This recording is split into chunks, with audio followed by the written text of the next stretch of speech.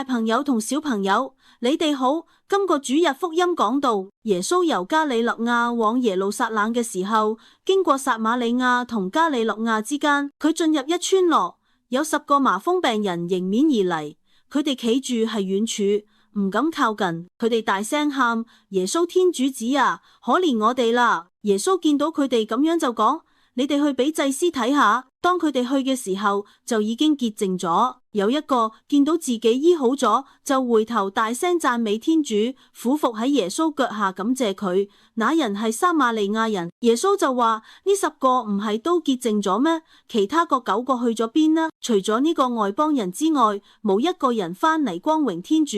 你都起身走啦，你嘅信德救咗你。今主日福音教我哋一件好重要嘅事，就識得要感恩。呢10個體瘋病人都得到醫好，不過只有一個翻嚟讚美感謝耶穌，其他個9個雖然身體得醫好，但好似唔記得要感恩，要讚美嗰位醫好佢哋嗰位耶穌。我哋平日得到好多祝福、健康、家庭、朋友、學業等等。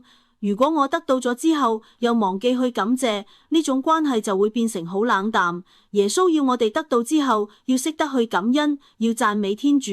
感恩嘅心係一種信仰嘅表現。所以反思一下，最近我哋有冇忘記對天主講多謝呢？當得到祝福嘅時候，我哋會唔會先讚美，先再繼續前行呢？